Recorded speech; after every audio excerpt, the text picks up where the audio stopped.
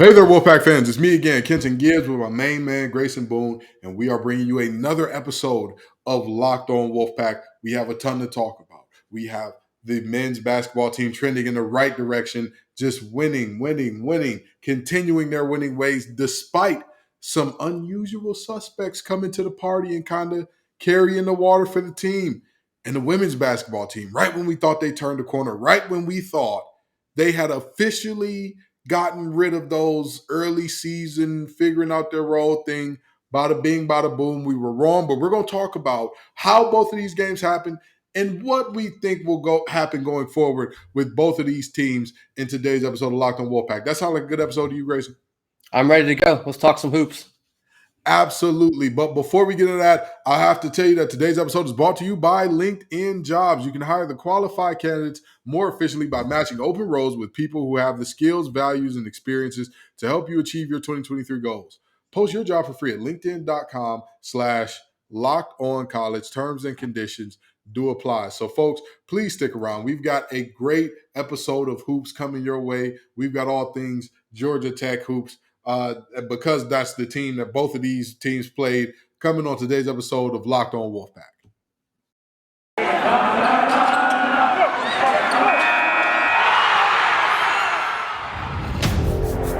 You are Locked On Wolfpack, your daily podcast on the NC State Wolfpack, part of the Locked On Podcast Network, your team every day.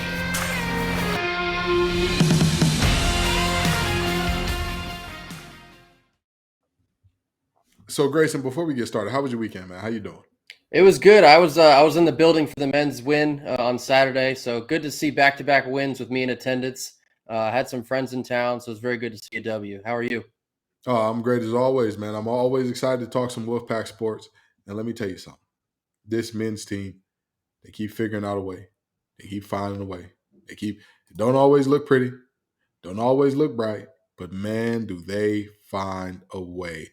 So in Saturday's game, rather, the Wolfpack came out on top against Georgia Tech in a game that at times it looked like we were going to choke it away. And you were saying to yourself, well, maybe not you, but there were some folks saying to themselves and tweeting, oh man, it's the same old Wolfpack. If we can't find a way, we will find a way to lose it. And that's what it looked like was going to be the case until late in the game, we kind of pulled away and got some separation there. So with that being said, what did you take away from this 72-64 win? Yeah, I tell you what, I've mentioned it before, but it really feels like for some reason Georgia Tech just has our number, and I thought they're about to punch our number, unfortunately, yet again. But I don't know what kind of hex that Josh Pastner has on Keats, but very glad we avoided a disastrous situation in PNC on Saturday. But I got 3 words for you, and it's something we've already seen this season already. Ernest Ross game. Ernest Ross came up, basically saved the day, outside of DJ Burns yet again. But to see our guards struggle, Terquavion and Jarkel, unfortunately, when you rely so much on your guards and their spectacular shooting, you're going to run into a game like this one every now and then. So when that happens, you're going to need somebody else to step up. Here comes Ernest Ross yet again. 16 points. He was perfect at the charity stripe, 7 of 7. He had 7 boards. I think he had 2 key blocks later in the second half, all over the place. Outside of it's hard to have a different favorite right now than DJ Burns, but Ernest Ross is really climbing the ranks for me. I love when he's on the floor. I love how we can get different looks both offensively and defensively. He's flying around. He's getting the putback dunk. He's getting the extra rebound for us. I love his effort level. And quite frankly, won the game for us, I would say, on Saturday. I'm looking at this game, and what I take away from this game is this really is a Wolfpack team that is built to win in a variety of ways. You look at a game, when we come into this season, okay, if I tell you Terquavion Smith is only going to have 5 points, him and Jarkel Joyner is also going to have 5 points, okay? And we're looking at a situation where both of them are going to shoot poorly, and we're going to rely on Terquavion Smith being a playmaker, and we're going to rely on the other guys winning a ball game in conference now against the team that has beaten us in our arena. What is it? 6 or 7 straight wins at the I PNC? think it was four straight going into Saturday. 4 straight going into Saturday. I may have exaggerated a little bit. Sorry, y'all. Hyperbole. Anyhow, 4 straight against us in the PNC. And you're telling me we're going to win that game despite Terquavian only having 5 points. I'd have called you crazy and said, get out. I'd say, get out of my home. I don't need to be lied to. Not today. And yet, we have all these other guys step up. Yes, DJ Burns is not an other guy. He's a guy that is a mainstay in double figures, 15, 20, whatever. He's going to do it. Sure. Casey Morcell stepping up, having a really great game stretching the floor. I believe it was, 17 points on 4-7 from deep? That's what you look for. That's what you look for. That's the ball right there that's going to get you what you need. The 3 steals as well out of Morcell. Terquavian Smith with a team high 10 assists. That's what you look for. That is what I challenged Terquavian Smith. And obviously, I am not anybody who I don't believe he listens to regularly and is like, oh, Kenton called me out. I got to do this. But I challenged Terquavian Smith in saying the biggest step that I want to see in his game when he decided to come back, I said, the biggest step, when your shot is not falling, affect the game positively. Affect the game positively. Because guess what? Every night, it don't matter who you are. Steph Curry is widely accepted as the greatest shooter of all time. He's had nights where he went, 1 of 8 from 3, 1 of 9 from 3. It happens to everybody. It doesn't matter who you are. It happens to everybody. And so the charge, the task, the thing that I said, if Terquavian can do this, he'll show himself to be an NBA player, affect the game positively in other ways. He's doing it. He's doing it. 10 assists, 2 steals, and here's the biggest thing for me, no personal fouls. Because before, last year, when his shot wasn't falling, his defense, his feet got lazy, and he started to defend with his arms. He started to defend with his hands. For those of you who don't know basketball, what defending with your hands means is you're no longer committed to staying in front of your man or the player you're checking with your body. You're content with letting them go by and reaching and hoping that they leave the ball out for you to possibly poke it out, which is oftentimes going to lead to blow-bys and fouls. That was not the case in this game. And Georgia Tech, sorry. No, go ahead. Go ahead. Georgia Tech only shot 6 free throws, so I thought we did a very good job defensively. That's something that we have been struggling with in the past couple games is too many cheap fouls, too many lazy fouls.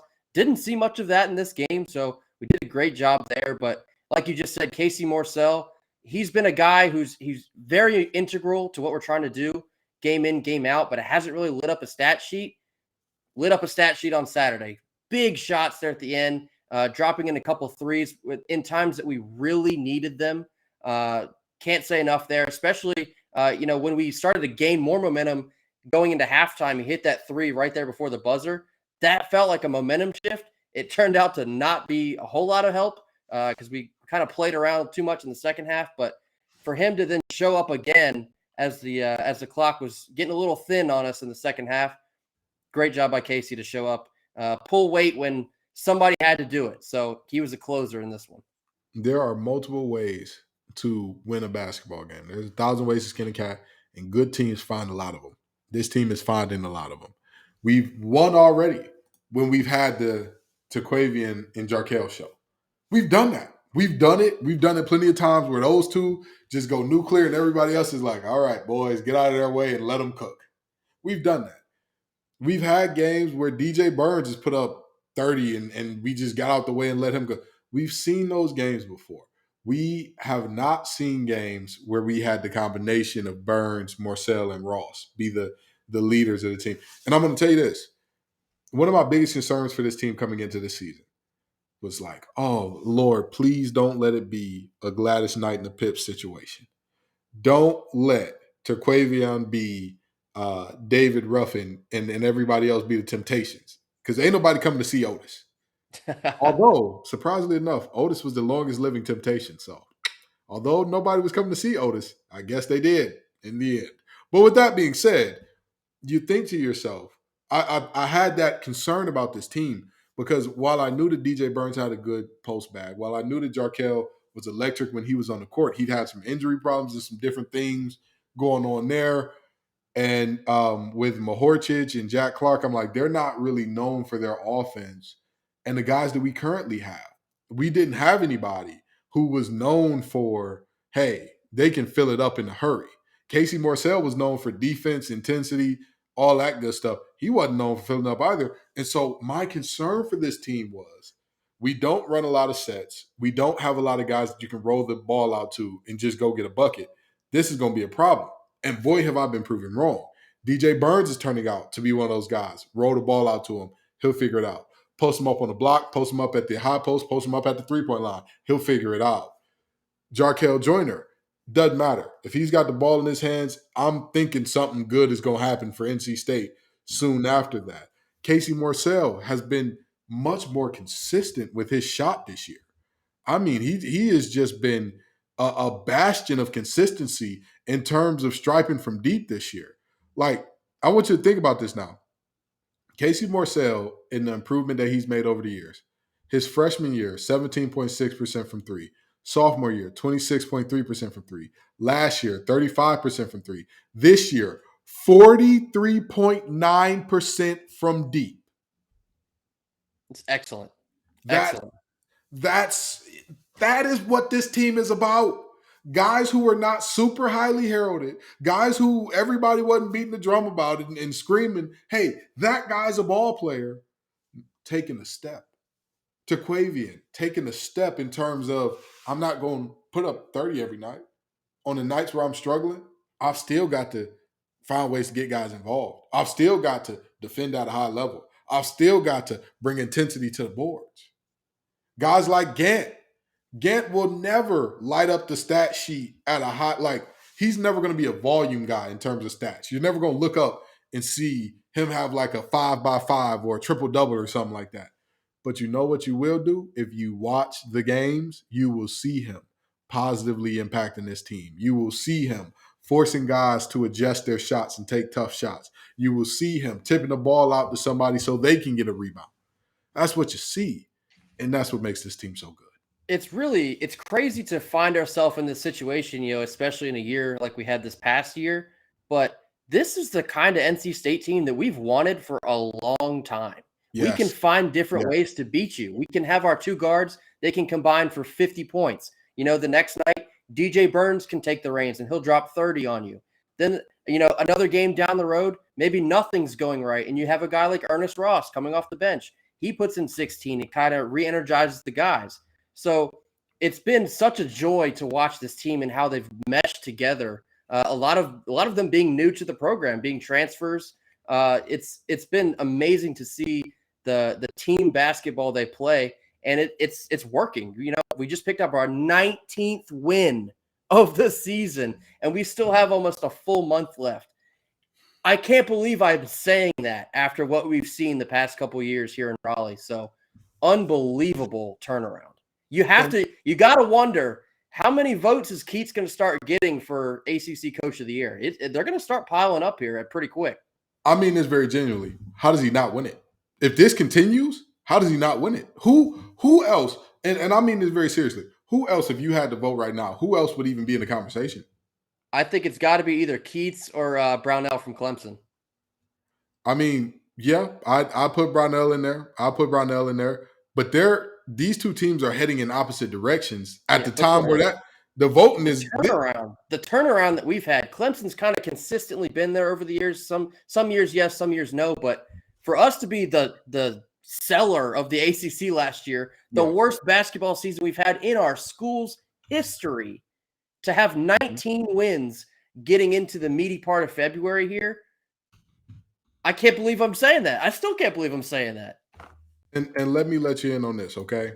In the ACC preseason predictions, according to the men's basketball favorites, Clemson was picked to finish right behind NC State.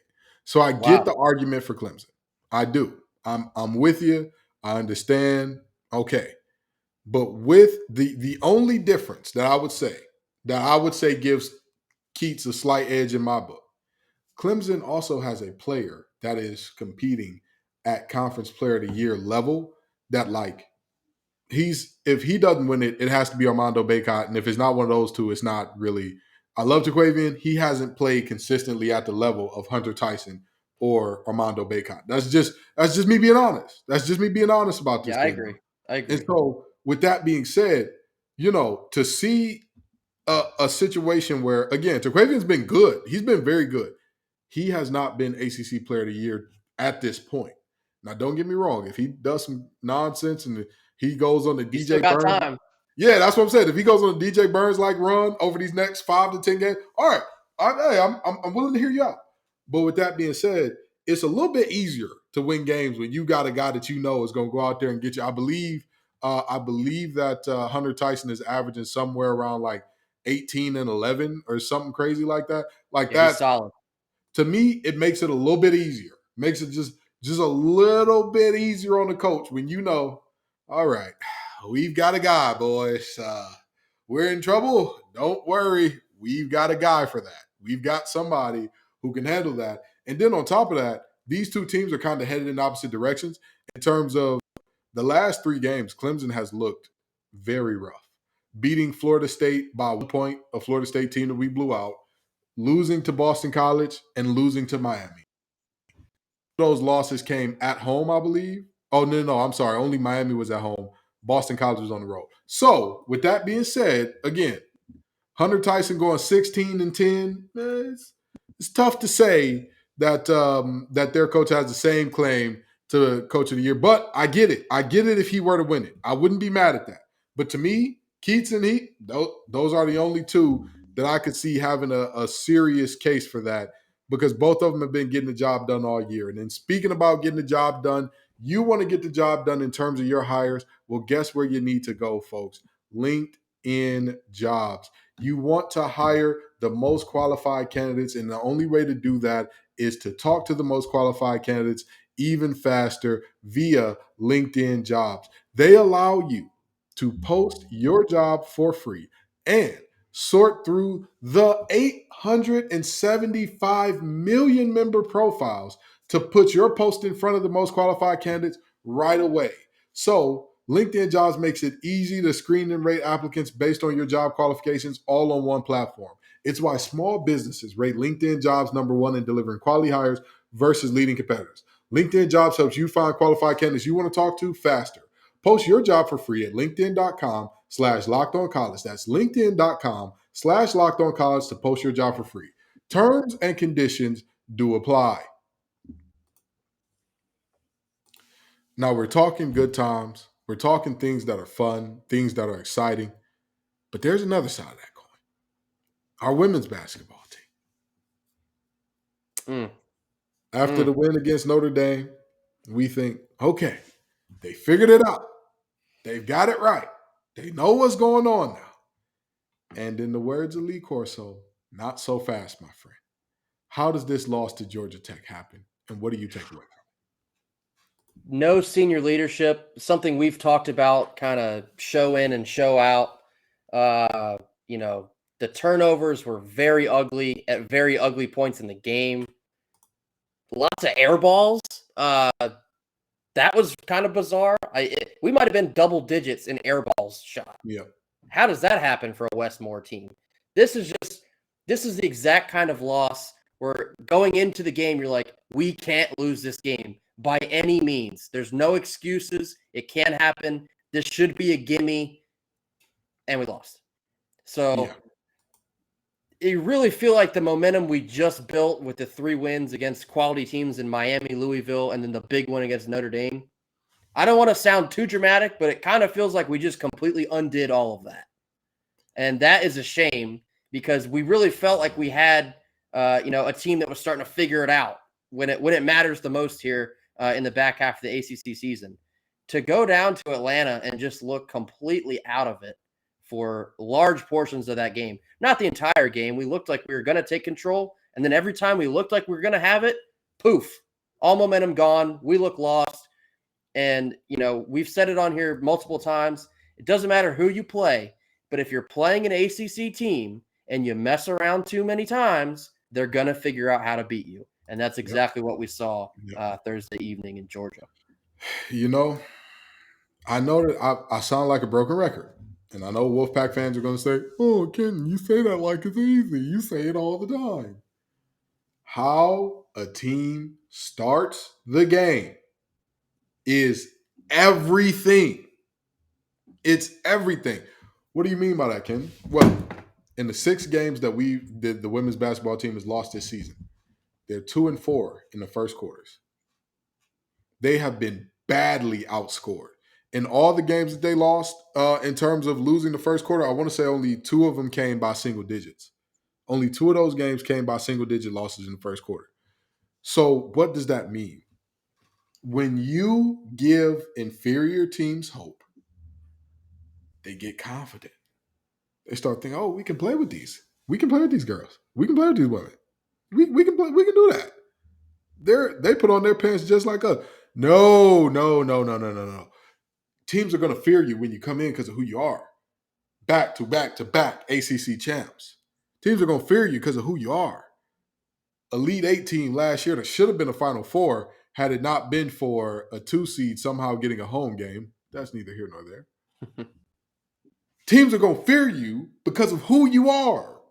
And so your task, the call to set out upon you as a team, is to go out early, establish the tempo and the pace of we're going to play our style of ball.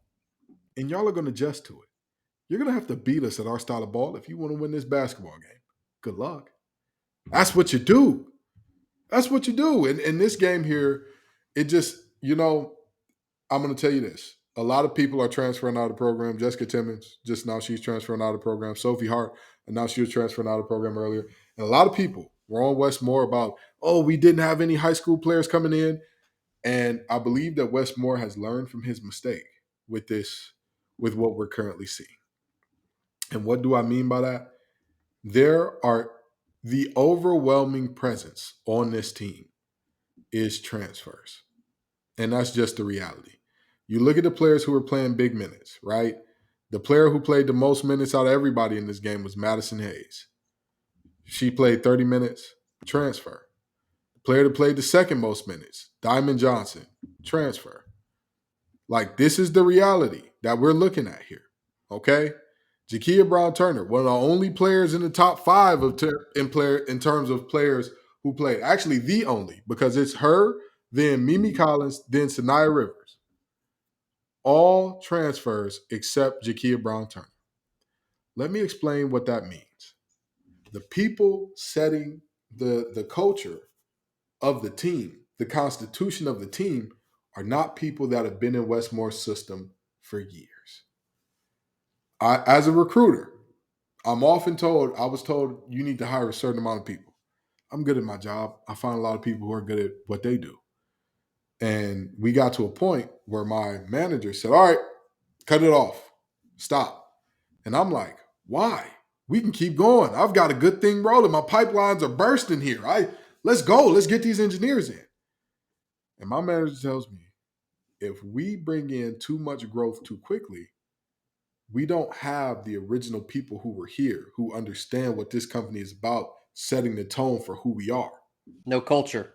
The new hires will set the culture. And this is no offense to our transfers, because they've all had big moments. Mimi Collins has had big moments. Sanaya Rivers, everybody knows how I feel about her. Diamond Johnson, everybody knows how I feel about her. This is not a Madison Hayes. Oh my God. Boy, when I tell people she is so much better than the stat sheet would ever tell you she is the woman version of Greg Gant plus some to me. And so, with that being said, this is not a slight to the transfers. What it is instead is an immense credit to the way in which Westmore builds a team, to where that culture, that grit and grind and day in, day out, consistency, do it the right way every time, it can only be established one way. And he showed us the way by building that team together for years and years and years. And this was a game that you just saw. That culture wasn't there. That culture wasn't there. It just wasn't. We did not have the defensive intensity necessary. We didn't have the defensive focus necessary. And like you said, it's not like Georgia Tech was hot as fish grease and they just shot us out the gym and that's why they came up with this win. We gave up easy buckets. We had the mental lapses. We had the air balls where it just seemed like this team was kind of out of it. It was so frustrating to see how excited Georgia Tech was after they won that game. And I say this very respectfully, but they're flat out bad. They're a bad team. Yeah. And for them to be so excited that they knocked off a team that has the reputation that NC State has built over the last 3, 4, 5 years, just felt like what are we doing? Like, how do we find ourselves in this situation here? How does a Westmore team just get absolutely blindsided, it felt like, by just a flat out bad basketball team? It just felt extremely uncharacteristic of, what we've been seeing for NC State women's basketball. It just felt like not even a team that we've come to know and follow very closely. It felt like we had somebody else running around out there in red jerseys the other night. So, but I'm going to tell you this. I'm going to tell you this. And one thing I say all the time about mature teams and immature teams, one of the biggest ways that you can tell a mature team from an immature team, how do they perform away from home? Especially if they've got a chaotic home environment. Our home environment is ruckus, it's loud, it's nasty. I'm telling you, it gets crazy up there in Reynolds. It gets crazy in there. We're 4-4 away from there. 12-2 at home, 4-4 away. And to your point, that game Thursday night at Georgia Tech, I think I could count on both of my hands how many people were in attendance in that game. So you can't give any credit to like a ruckus of environment to go and be thrown off your style. Just completely fell asleep. Maybe the lack of people put us to sleep, because that's what it felt like at the end of the game there. And that's my point exactly. A mature team knows all the outside noise, all the energy from the fans and all that is great. I love it. Good. It's outside noise. I can't control the fans. I can't fill up their arena. I can't fill up their pavilion in Atlanta. I can't do that. That's not incumbent upon me to do. What's incumbent upon me is to control what I can control.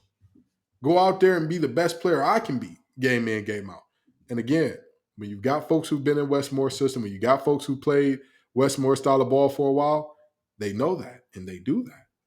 But this is just a situation where, again, this is no disrespect, because there is not a single transfer that I look at and I say, you have been a letdown or disappointment.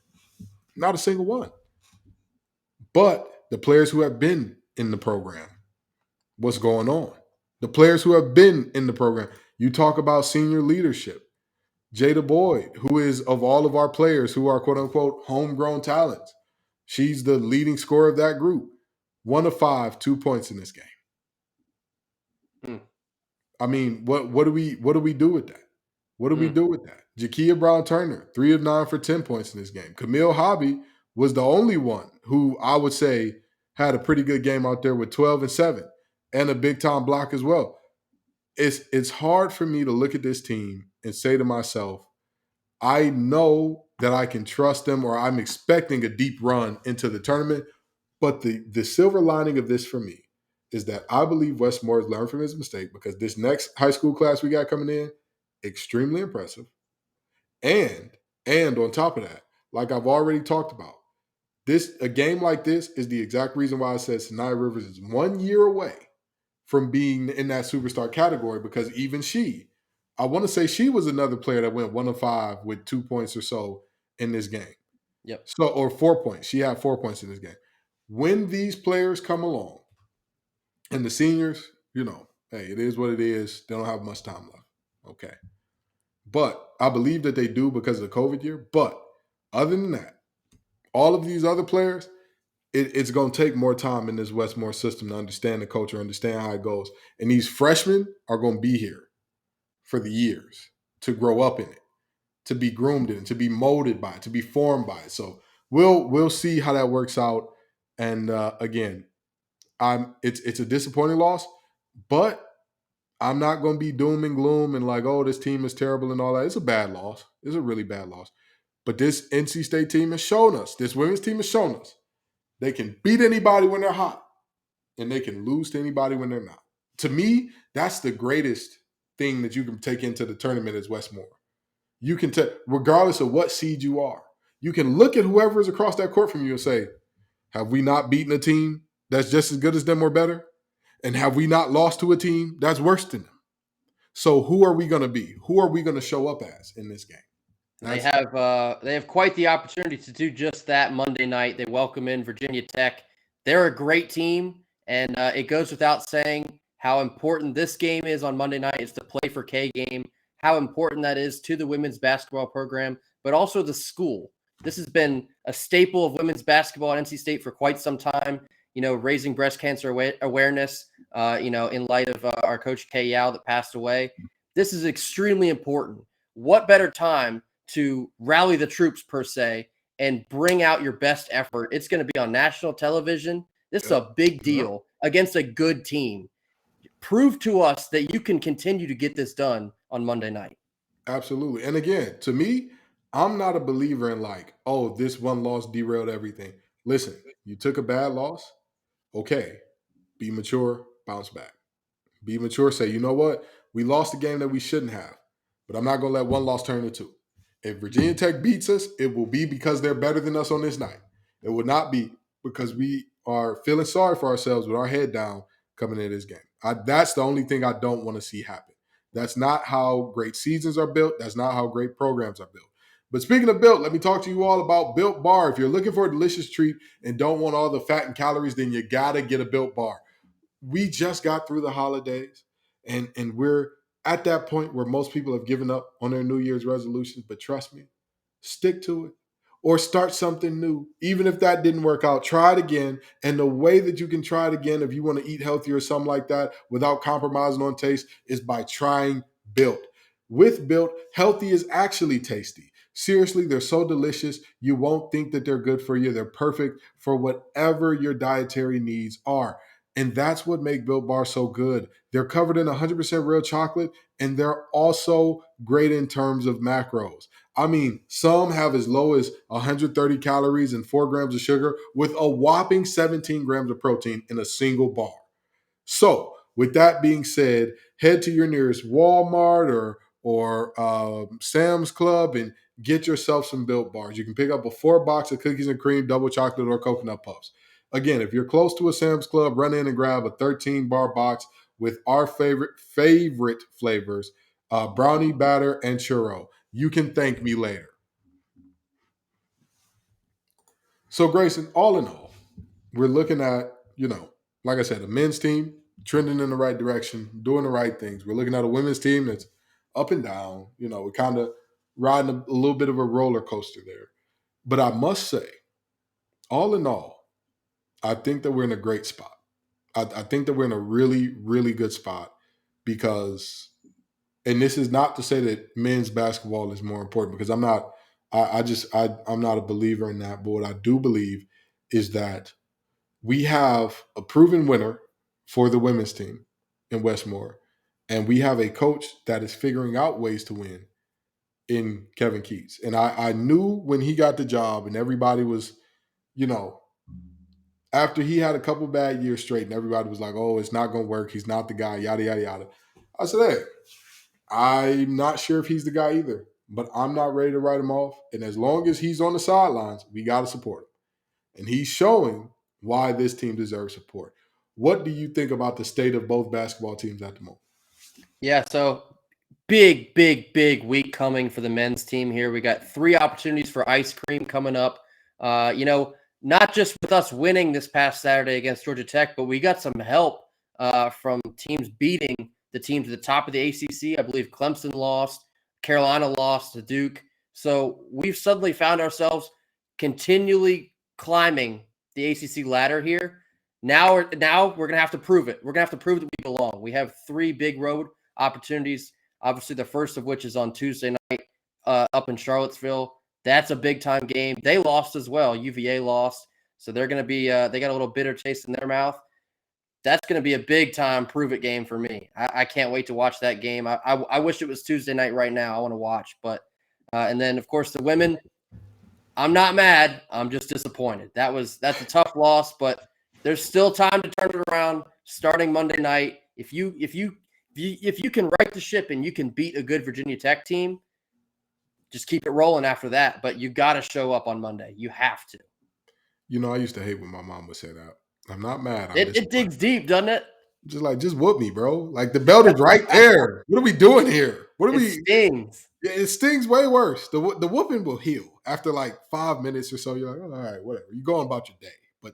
But I'm not mad. I'm disappointed. It's like, why did you think better of me? I have not been a great child over the years. Why? You got to sit there and think about it for a hot minute. Exactly. I need this team to sit there and think about it because we believe in you. Y'all are the champions of all. People say that whenever I hear people say, oh, NC State hasn't won a championship since the 80s and all of the, or a conference championship since 90s or whatever, in all these different sports. I'm like, what are you talking about? Our women's team just won the conference back to back to back. And they're like, oh, well, the big three. And I'm like, well, no. If we're talking basketball, women's basketball has to be included. But sure, we got a big four at NC State. Exactly. But I'm like, sure, if you want to take women's basketball out, then yes. In those three, we haven't. But you have to count in this team that has been utterly dominant. Like, you have to count in that team. So, again, I'm not one of those people that's like, well, men's is good, women's can be trash now, and I don't care. Because, like, no, that's not something I want to see at all. But like you said, not mad, just kind of disappointed. And I'm sure that this team will learn from these lessons and all that. And I'm trusting that they'll learn from it this season. Because I'm not at the point where I'm like, all right, this is a throwaway season. We're going to make the tournament, get kicked out in the round of 32, and whatever. We had a decent year. Cool.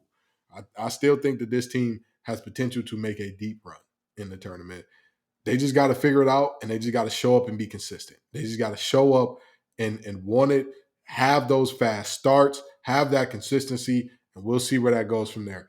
Thank y'all so very much for coming out. We appreciate you every single time, Wolfpack Nation. Y'all make this show what it is. Now listen, Wolfpack Nation, I know that this show ran a little long, but I got a challenge for y'all. We're going to keep putting out shows daily. Okay, I know that I was kind of inconsistent when it was just me, but have no fear, Grayson's here. We're going to keep putting out shows daily. I want to get this thing to 500 subscribers by this summer, or by my birthday, rather, okay? My birthday is dead in the middle of the year. It's the 14th day of the 6th month of the year. So it's right there in the middle, all right?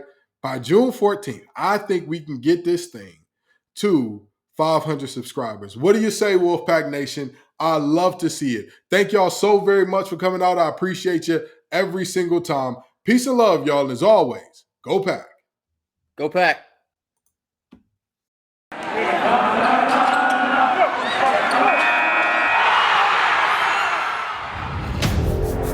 You are Locked On Wolfpack, your daily podcast on the NC State Wolfpack. Part of the Locked On Podcast Network, your team every day.